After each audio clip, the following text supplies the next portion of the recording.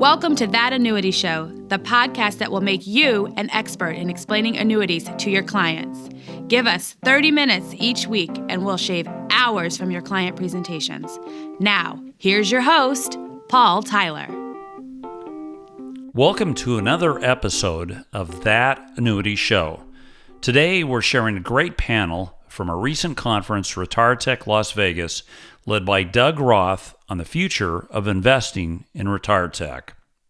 I'm Doug Roth, Managing Director of Connecticut Innovations. We are the state of Connecticut's strategic venture capital arm. For the past 30 years, we have been investing in early stage life science and technology companies, including fintech, insurtech, and many other categories. I'm joined by a fantastic panel of early stage investors. But I thought first, just to get a sense of the audience, do we have any entrepreneurs in the audience? All right, we have some entrepreneurs. Fantastic. And any brokers, agents, insurance carriers? All right, we'll let you stay. So, just to start, I thought I would, I'd pulled some, what I thought were interesting statistics. So, in some recent articles, 88% of adults age 50 to 80 want to remain in their homes as long as possible. So basically, just about everyone wants to stay in their house. But for baby boomers, it's becoming a little bit more tricky. Baby boomers have a higher divorce rate. They have a higher rate of no children. So who's going to take care of them as they stay in their homes for longer? And then if they leave their homes and go to senior living facilities, we all know what happened in COVID, and sort of with COVID sort of rolling through these facilities, the residency rates went way down, and we're only now sort of getting back to those occupancy rates pre-pandemic. But interestingly, builders had pulled back from the market and are building far fewer facilities today. So we've got potentially supply outstripping demand in senior living facilities, almost kind of forcing people to stay in their homes. Social Security and Medicare representing over 40% of the non-interest federal spending, so becoming a bigger and growing part of our budget. Social Security projected to deplete its resources in a decade. And an interesting quote from Larry Fink of BlackRock: retirees with little financial background have to figure out how to make their nest eggs last for as long as several decades. What he calls an impossible math problem. As a society, we focus a tremendous amount of energy on helping people live longer, but not even a fraction of that effort is spent helping people afford those extra years. So some really interesting problems that exist in the market today, but also maybe projecting the kinds of problems we're going to face in the future. So maybe ladies first, so we'll start with Marie-Christine. Introduce yourself, and how did you get into venture? And tell us a little bit about the firm you're with. So, Marie-Christine, or MC Vizaire, I'm with Northwestern Mutual Future Ventures. For us, obviously, focusing on fintech, insurtech, and then since we're here, RetireTech it's very near and dear to our hearts, and I spend a lot of my time looking at companies that can help people manage their finances in retirement, and also all the issues you address. We think about that a lot. My past life was an E&S property underwriter and catastrophe modeler.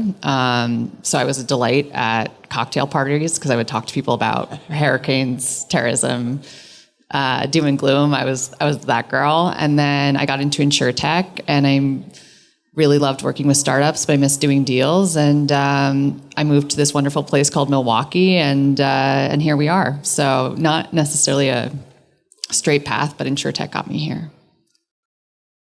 That's great. And Northwestern Mutual, what is your focus? I would say a majority of our portfolio is fintech. In terms of the overall company, as we know, it's very much protect and prosper. We're known for life insurance, but we really are spending more and more time thinking about how we can help our advisors engage with our clients and think about all these complex problems. I think especially like the sandwich generation and the evolution of what retirement looks like for people is just so different, even from 10 years ago. And also too, like what is, people tend to buy life insurance when they get married, when they have kids. I look at all my friends and I tell people at headquarters, I'm like, none of my friends are doing that right now. They can't afford to. They have $200,000 in debt. So what does like the future look like in terms of not only thinking about your financial future, but also just like the traditional path of house, kids, and marriage just looks very different now. And I think will continue to change as people get older. One of the things I love about venture is, we make investments today, but with, for early stage at least, with the intent that the company will mature, grow, scale, and exit in 5-7 years. So we are somewhat predicting the future, right? And so you can sort of tell a lot about your view of the future based on the investments you're making today. So maybe share an example of a portfolio company that you've invested in recently, or Northwestern Mutual's invested in recently, and what they do. Yeah, so I think one I can mention is called Careful. They focus on financial safety and their financial management platform, helping families help their aging loved ones manage their finances, not only for fraud, but I think just paying your bills, making sure that nothing's missed, but really it's designed to help with intent. And I've learned a lot in the sense of they also track charity donations. And it turns out both political parties go after retirees more aggressively than anyone because it's easier to get them to sign up for recurring monthly donations. And that's why they end up refunding 4 times. Both political parties will refund 4 times higher of a rate to people over the age of 70 than any other group because they so aggressively focus on them. So it helps you not only, and I too, like romance scams are big. People don't think about that. They love going after older people, especially during the pandemic. And I think it helps people with the transition of having that conversation a lot earlier. And also for advisors, we talk about the great wealth transfer in very like binary terms. And this helps advisors engage with the next generation before the client passes. It's a value add there. So that's one we're looking at, or that's one we're excited about. That's great. And we'll come back because I do want to sort of compare and contrast models. You're a strategic venture capital. I'll let Andrew explain his fund, but there's some strategic involvement from your LPs, and Ray, a little less strategic, I think, and more kind of straight venture. So maybe we'll just turn to you and introduce yourself. How did you get into venture, and tell us a little bit about Primetime Partners? Yeah, so my name is Ray Jing. I was a former founder over 10 years ago, which is pretty crazy to say, and that whole journey through fundraising, through building a company from literally day one until we sold the company, I think that was a pretty transformative experience for me. It made me want to. I felt like I met a lot of ambitious and non-jaded people in my journey there, and I wanted to stay in that pool of people, given that I've become very jaded. So I became a venture funder so I could stay in the same ecosystem. And I've been in the investing world for over 9 years now. Primetime Partners, we're a pretty unique venture fund. We're kind of strategic, I would say, a little bit more so than most traditional funds in 2 different areas. We do have strategic LPs, but there's very few venture funds out there that are market focused. Most venture funds are industry focused. So, you might see a fund that's finance focused or health focused, but we're actually agnostic to the industry. We invest in companies that improve the quality of lives for older adults. So it's anything in the aging space. So that is a little bit unique. And just a quick overview of the fund, we're somewhat small, early stage, typically 1 to 2 million, but where we really add value is helping companies from across different industries, selling different people, really have that same experience and wisdom of how do you approach older adults, how do you build products for older adults, and how do you build products for businesses that serve older adults. And I think that's where we add the most value. That's great. And so what's an example of a company that is focused on that market in your portfolio? So I did pick a different company, but one of our portcos, Retirable, is sitting there looking at me. So I just want to say that I did think about talking about you, but since you're already speaking on another stage, I didn't want to talk more about you. One company that I wanted to bring up today is a Home Care Genie, which I'm sure you know a lot about, Doug. But they essentially sell a unique type of insurance for outcomes that happen while you're still alive, which is very atypical for the Boomer or Gen Gen Y, when they're used to insurance that really kicks in when you die. And to your point earlier, Doug, I think that's all propagated by the recent aging in place trends, which, just to add to your statistics, 80% of baby boomers own their homes compared to 70% of the boomers' parents. So they're doing better than their own parents. And, high divorce rates, we're talking about, over 50%. So most of them are going to be living alone. And another fact that I thought was really interesting, just given from our strategic partners, is that the average time for older adults to live in senior living or assisted living has halved in the last couple of years. And that's because you own your own home, there's really no reason for you to want to move to a community like that.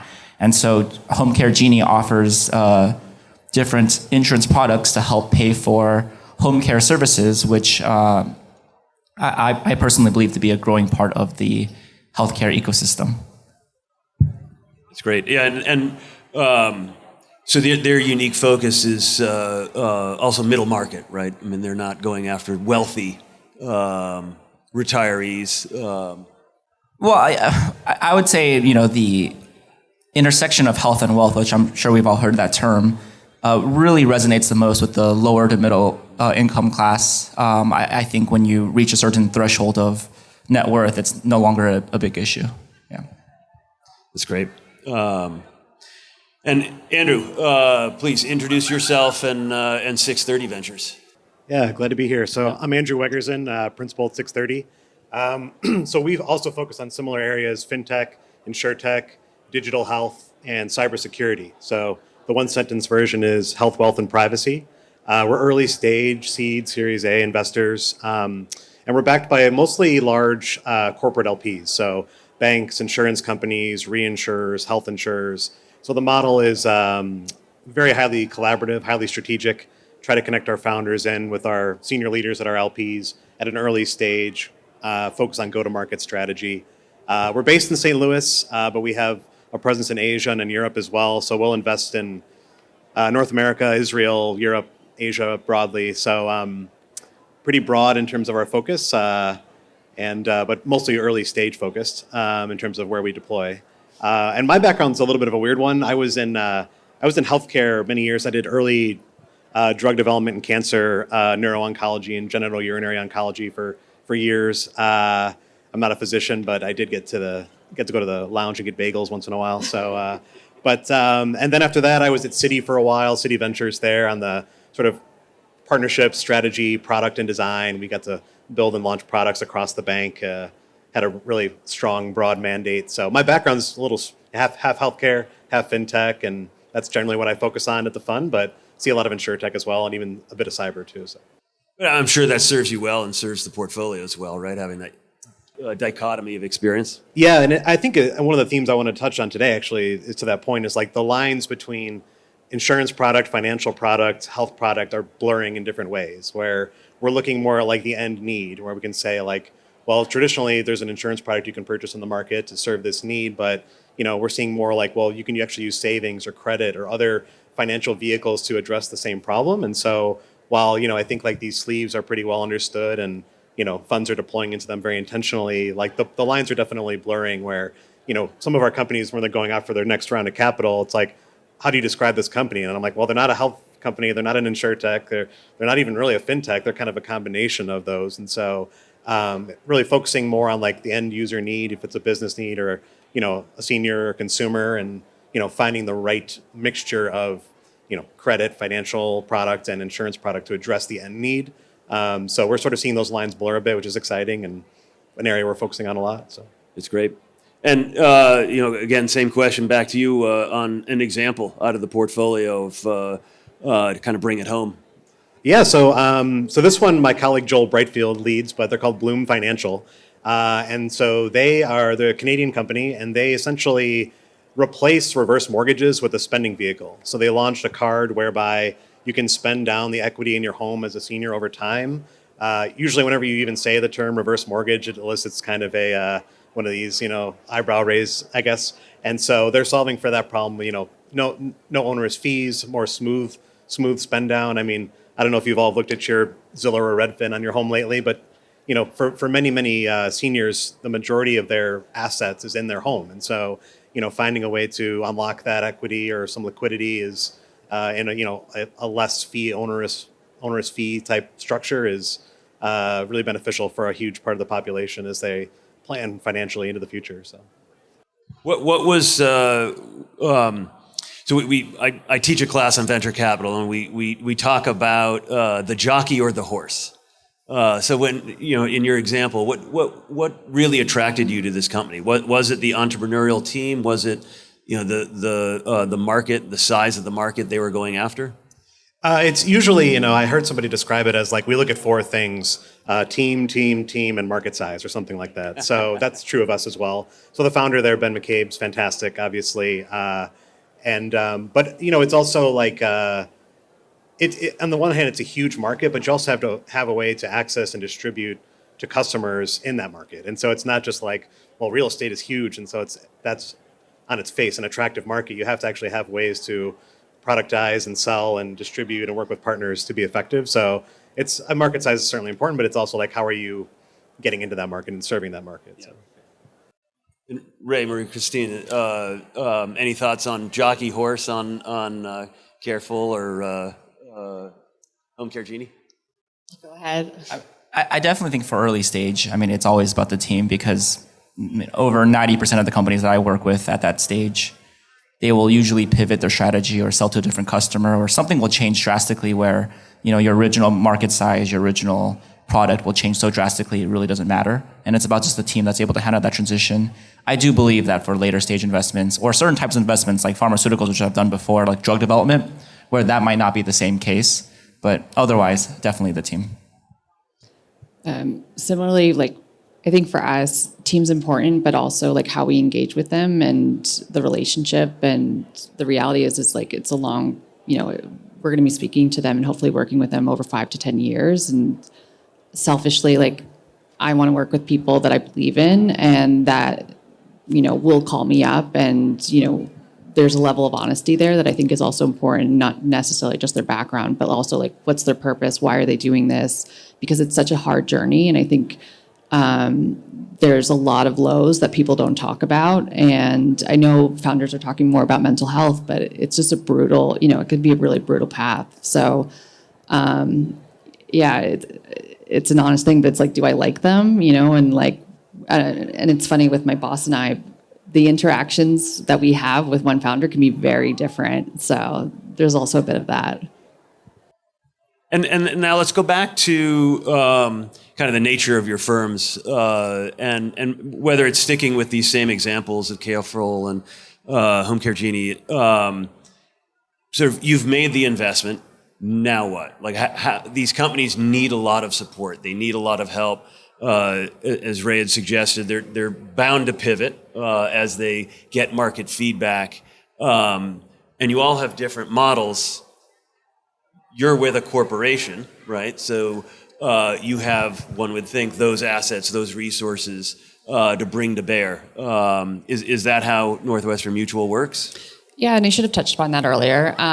We don't have to have a partnership in order to invest, but we want to leverage our resources one way or another. Coming from corporate innovation, I'm very upfront with founders that I do not promise them a partnership, because you can have the best intent in the world and you can have 20, everyone want a partnership to move forward with a startup, and for 20 different reasons, it will not happen. Like, that's just the reality of it.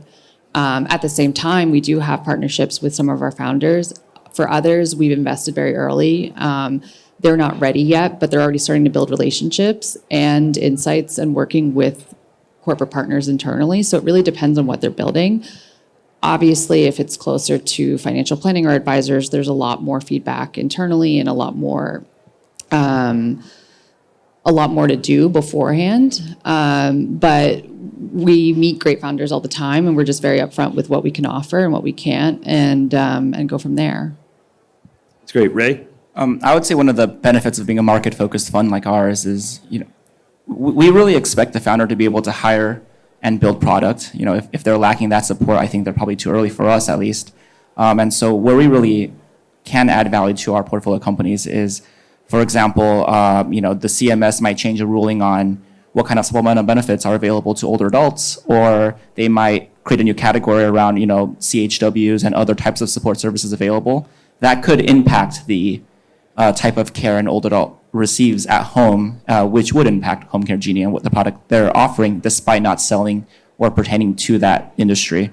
And so what we're really seeing is the ability for us to go and read state regulations, government regulations, different, new strategic objectives for many of these Fortune 500 companies, and help that to craft a narrative for our startups to better position themselves in the market, because it's extremely dynamic. And to my earlier point, they need to be able to navigate that changing, the changing forces of pushing of, who's the new stakeholders, who's now paying for what services, and even things like where consumers digest social media. That was something that I've worked with our portfolio companies on. They're trying to advertise on Google and Yahoo, and I'm like, the biggest place for you to be is Bing, and they didn't even think of that, right? So that's how we really support our companies.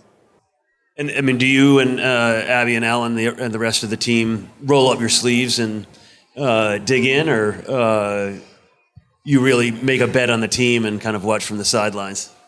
That's a contentious question. We do roll up our sleeves. Whether or not that's the right strategy for a small fund like ours is debatable, but we get pretty involved. I would say we spend over half our time with our portfolio companies. And Andrew, what is the approach of 630 Ventures?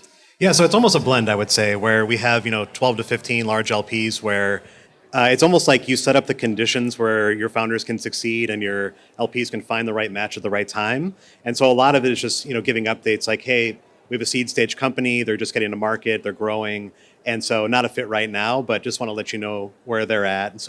And then eventually, I would say there's a certain size of firm that most larger incumbents feel comfortable working with, and so first impressions are everything. So you just want to try to set up the environment where either a channel partnership or a customer relationship can form. We can't guarantee it, but we try to set up the conditions where they can be successful, and then we provide support in other ways along the way. So we'd like to think we're pretty hands-on, but if it's talent or design or strategy, we can always introduce a senior leader from an LP and say, hey, could you essentially mentor this founder or just meet with them a few times and guide them? We can do that, and a lot of times it's those early meetings that lead to relationships over the long term.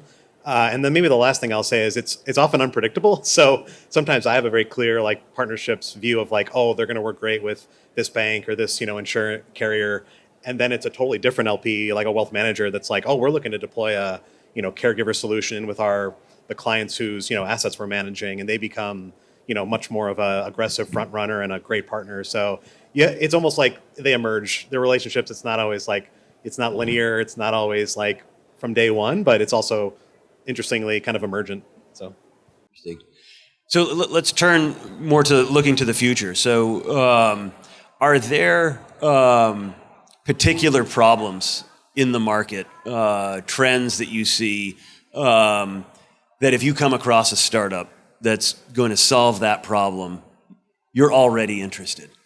Or are you more of a kind of reactive in terms of the deal flow that comes through the door, and being opportunistic about sort of the problems that startup might be solving?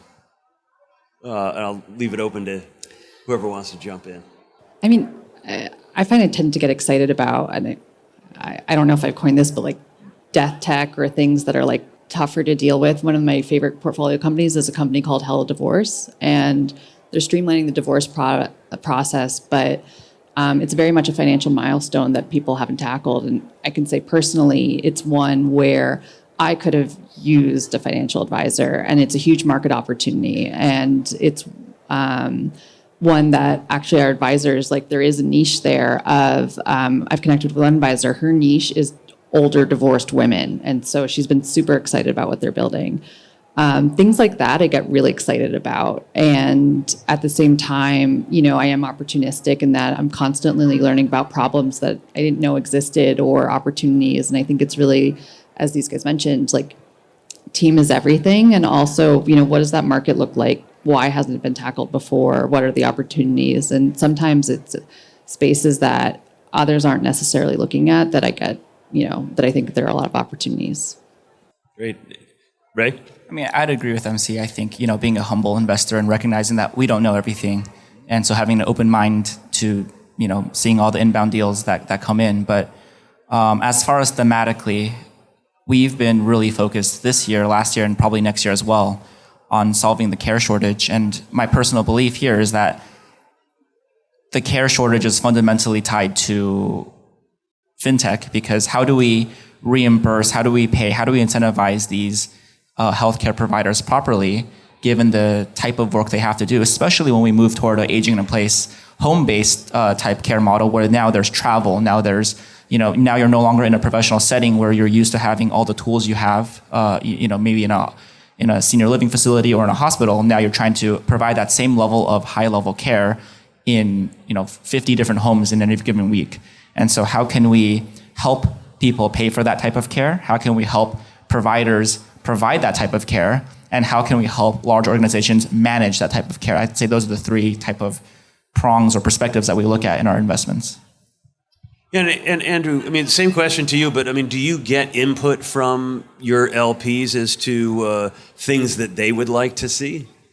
Yeah, I would say we do for sure, and we rely pretty heavily on them because we'll see, across, our LP base, experts who are buying exactly the solutions that our founders have been building and trying to sell, and they'll say, oftentimes they'll say either we already met them or we met a similar company, so their insights are extremely invaluable, and we love, it's a great amount of advantage we get from that. I would say you can almost think of it as like short-term versus long-term problems. Like all of them have like burning buildings going on right now where it's like, we need to solve for fraud or AML or, this is a business need right now. But then like there's also a lot of our portfolio are working on ideas that could potentially be extremely disruptive on a much longer time horizon. So maybe they don't always go together, or maybe they kind of bifurcate along that axis. But, so we have another company, Eagle Health Partners, that's looking at working with brokers, essentially looking at how credit and stop loss and reinsurance are going to work over the long term.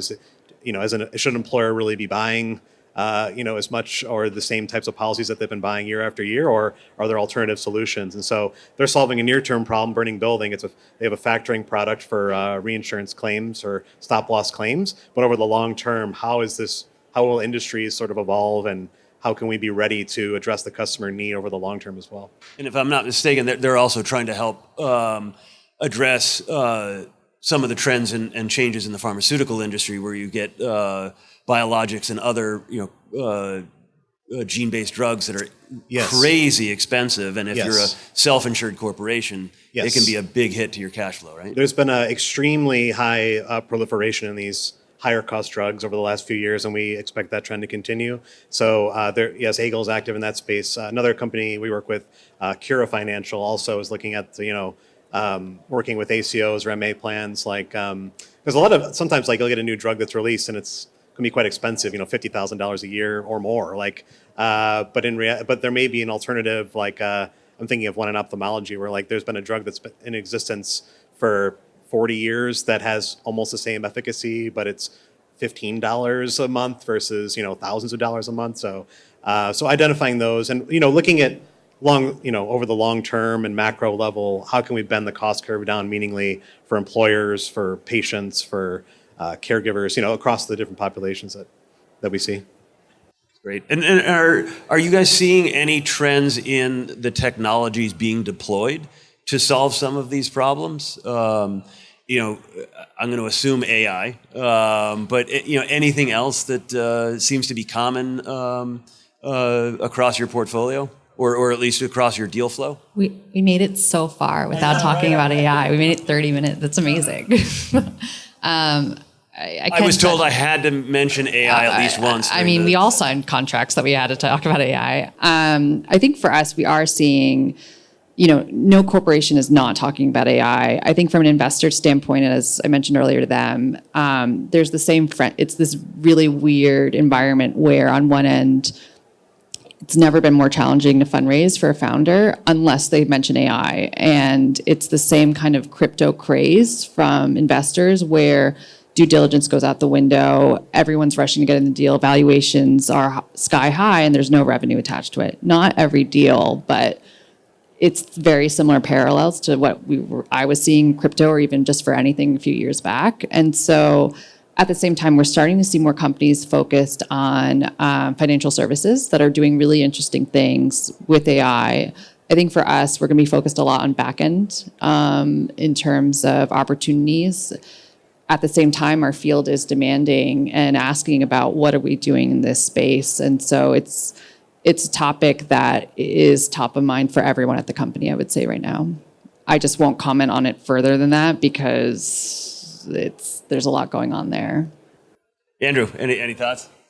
I think, venture investors, like it's probably the topic of the season for sure. And, you know, we're not one of those funds where like we're camping out outside the Stanford Engineering Hall, like waiting for someone's LinkedIn to go to stealth and like we just like rush in. But, you know, it's a trend you can't ignore. But in a weird way, like I almost get more excited about like the big boring use applications of AI. Like I've been thinking about, you know, having a side fund called Boring Ventures where you just look at big, boring problems that are huge issues. I love that. Yeah, please don't steal that idea. But yeah, so it's like so RLPs are great mirrors into this world where it's like, you know, call centers, data management. You also have to have access to the data to train a lot of these models, and who has that data? How can you partner with them intentionally? Like those questions are almost more important than, as exciting as the technology is in different areas, like how are you going to train the model and how are you going to deploy and what are the use cases? And there's a lot of near-term big use cases that are just a little bit more boring, but exciting to me, so in a weird way. Yeah, and Ray, to you as well, but also maybe a slight spin on it. Like, is AI going to be the technology that has the greatest impact in this, you know, the field of retirement, or do you see other technologies also playing a big role? You know, whether it be quantum or, you know, Internet of Things, which might unlock wearables or a smart home, that sort of thing. Blockchain. I mean, you never hear blockchain anymore, but. I mean, that's a pretty complex question. I would say AI in its true definition will obviously be life-changing. I personally am not a believer that it's really called AI right now. You know, I think there's some advancements in generative AI or in LLMs, but you know, to Andrew's point, I think the current use cases for any of these types of technologies is boring things like submitting Medicaid or paperwork or doing, you know, admin tasks, you know, note taking. But solving complex problems for unique individuals is almost a conflict of what was popular and hot, you know, 4 years ago when we talked about personalized medication and personalized care, because it's not so easy to take.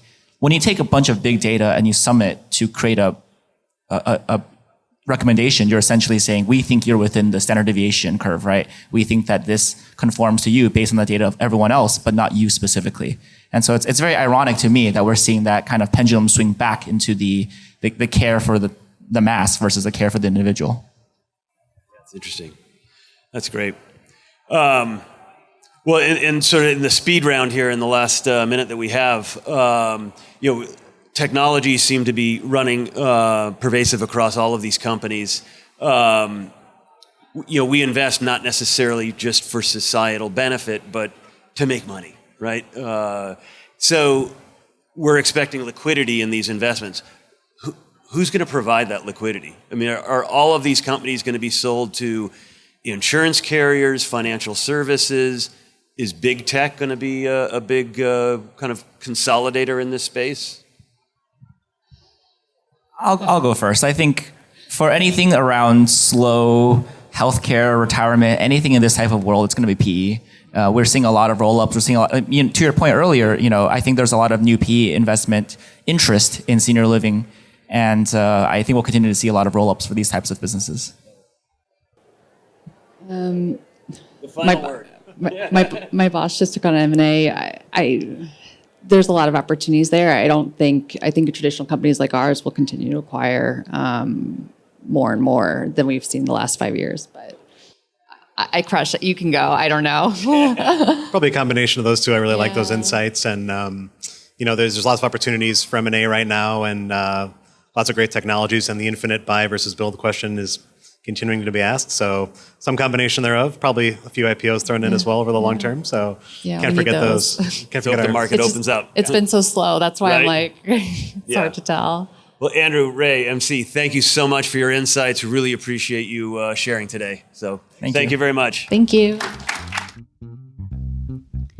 Thanks for listening. If you've enjoyed the show, please rate and recommend us on iTunes, Stitcher, Overcast, or wherever you get your podcasts. You can also get more information at thatannuityshow.com.